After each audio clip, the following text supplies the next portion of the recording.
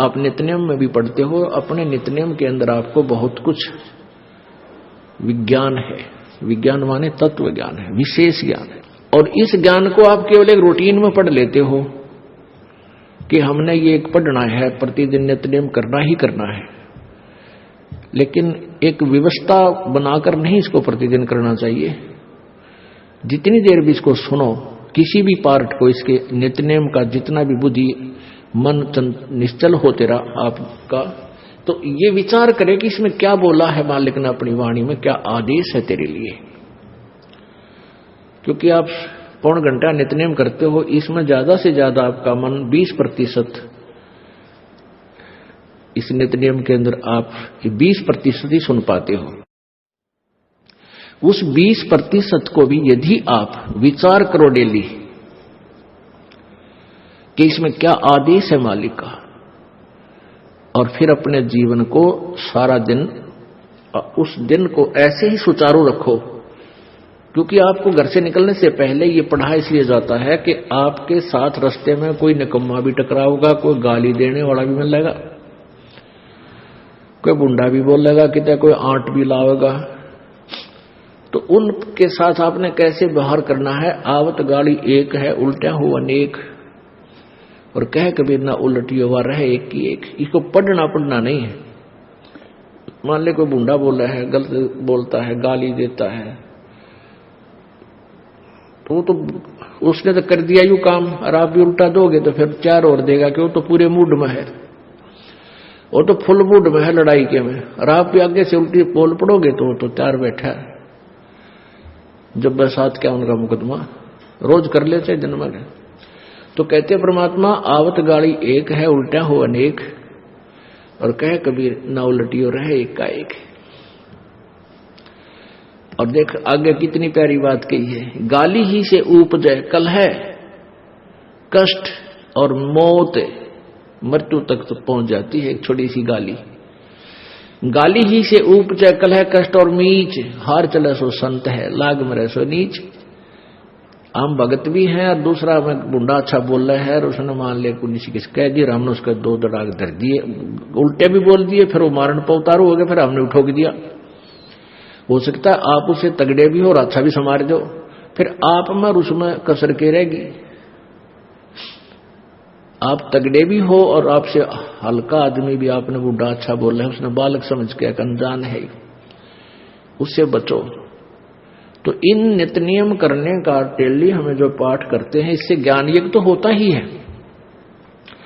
ज्ञान यज्ञ के साथ हमने समाधान भी इसका साथ पैरेलल करना पड़ेगा, तभी इसके पढ़ने का लाभ है। एक लाभ तो हो गया ज्ञान यज्ञ का, और उसके ऊपर अमल हमने किया नहीं, उसका काम फिर सारा बिगड़ गया। तो कहते हैं ये बातें कहन सुन के नहीं भाई, ये कर पाड़न की है। इसलिए हमें दिशा ठीक ना मिलने से हम भ्रमित हो गए और परमात्मा से दूर होते चले गए, और परमात्मा से दूर होकर के हम विकारी बन गए। तो हमने क्या त्यागना है? बीड़ी शराब मांस तंबाकू को परित्याग करना है। चोरी ठगी जारी लूट खसोट डाके, इनको त्यागना है। ये हमने त्यागने पड़ेंगे। उसके बाद जो हमारे ऊपर 4-5 और विकार लगा रखे हैं काल भगवान ने, काम यानी विषय वासनाएं, क्रोध, मोह, लोभ, अहंकार, ये जीव के बस का नहीं कि इनको त्याग सके। बीड़ी शराब मांस तंबाकू चोरी ठगी हम त्याग सकते हैं। इनको नॉर्मलाइज करने के लिए काम, क्रोध, मोह, लोभ, अहंकार, इसके लिए परमात्मा ने तरीके बताए हैं, विधि बताई है, इसका ट्रीटमेंट बताया है कि सत्संग विचार सुने, उनके ऊपर पूरा विचार करे, अर्थात ज्ञान। दूसरा भक्ति भगवान की, तीसरा दान। तो इससे क्या होता है? हमारे अंदर जो विकार हैं वो नॉर्मल होते चले जाते हैं। क्रोध भी कम हो जाता है, थोड़ा बहुत होता है तो वो सीमित सा रह जाता है, और पहले ज्यादा हो जाता था। भक्ति करने से इसमें इतना अंतर आता चला जाता है, और धीरे धीरे ये बिल्कुल जरा सा रह जाएगा, थोड़ी सी फूफा रह जाएगी। अब मन को ज्ञान रूपी रस्से से बांध दिया जाता है। ज्ञान रूपी तत्व ज्ञान रूपी रस्से से मन को बांध दिया जाता है। जैसे कोई शरारती पशु है, बैल है, भैंस है, गाय है, उसको टाइट बांध दिया जाता रस्से से, तो वो उससे आगे हानि नहीं पहुंचा सकती। उस रस्से की रेंज में ही वह ऐसे सिर सुर मार कर अपनी फूफा कर लेगी, लेकिन हानि नहीं पहुंचा सकता वो पशु। ठीक इसी प्रकार इस मन पशु को इस तत्व ज्ञान रूपी रस्से से परमात्मा बांध देता है। इसकी आदत तो है ऐसी फूफा बकवाद करने की, ओछी मंदी सोचने की, लेकिन ये ज्ञान रूपी रस्सा इसको सीमा पार नहीं करने देता, इसलिए हानि नहीं कर सकता आपकी।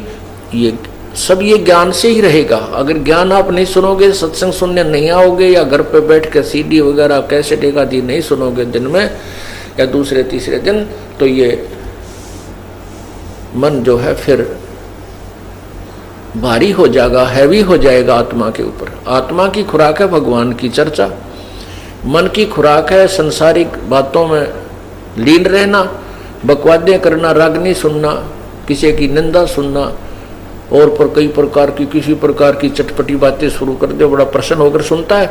और भगवान की जो कथा है वो केवल आत्मा को अच्छी लगती है। जब आत्मा तगड़ी रहेगी तो मन आत्मा के साथ रहेगा। एक बार गरीबदास साहिब जी, ये किसान थे, अपने घर बैठे थे, तो उनका एक किसान ही शिष्य था। वो आकर कहने लगा, महाराज जी आपके विचार सुनते हैं तब तक तो ये मन कति दुबका बैठा रहता है, सारी आंवर है। ठीक कहे महाराज जी, सही कह रहे हैं, बिल्कुल ऐसे करूंगा। और यहाँ से बाहर जाते इसकी वही वाईफाई हो जाए तो जाते ही वही विचार इसके नो के नो कर्म उसी तरह खेचा तानी रखे, इसका के समाधान हो प्रभु। तब उन्होंने बताया कि आपके पास 2 बैल हैं। हाँ जी। एक बैल दूसरे को मारता है, चारा भी नहीं चरने देता है। तो वो कहता है, किसान बिल्कुल सही कह रहे हो जी, तो आप क्या करते हो दूसरे बैल को चारा चराने के लिए? तो कहता जी जैसे खेत में हम ले जाते हैं, एक टोकरे में इकट्ठा ही चारा चराना होता है, तो मैं डंडा लेकर बैठ जाता हूँ और या उसको करड़ा बांध देता हूँ टाइट, जो फूफा गड़ी करे दूसरे को खाने नहीं देता, तो उसको इतना टाइट बांध देता हूँ उसका मुंह उस टोकरे तक पहुँचता है और दूसरा आराम से खा लेता है। तो इसलिए परमात्मा कहते हैं कि मन और आत्मा 2 इकट्ठे जोड़ रखे हैं इस काल भगवान ने। ये 2 बैल है। अब ये मन जो है खुला चरकर तगड़ा हो गया, और ये तगड़ा होकर के आत्मा को डराता रहता है, और आत्मा इससे दुबकी बैठी है। अब तो आत्मा की खुराक बढ़ा दे। जैसे समझदार हाली क्या करता है कि जो दूसरे पशु को एक बैल तंग करता है तो उसकी खुराक कम कर देता है, उसकी बढ़ा देता है, तो वो तगड़ा हो जाता है। उस शरीफ ने तो मारना ही नहीं उसको, शरीफ बैल है वो नहीं मारता कभी दूसरे को। वो तगड़ा जब हो जाता है तो वो दूसरा कमजोर हो जाता है, तो उसकी आप ही मतना पड़ती है उस तगड़े की तरफ सींग सांग पहनाने की। तो इसी प्रकार परमात्मा कहते हैं कि जब तुम आत्मा की खुराक बढ़ा दोगे या मजबूत हो जाएगी, तगड़ी हो जाएगी, फिर ये मन इसके अनुकूल होने लग जाएगा। मन इसको आत्मा इसको घसीट लेगी, अपने साथ घसीटती रहेगी और अन्य मार्ग पर नहीं जाने देगी। अभी ये आत्मा को घसीट ले जाता है, अपनी मर्जी चलाता है। इसलिए पुण्यात्माओं, सत्संग में आने से ज्ञान होता अपने को कि हमने क्या करना चाहिए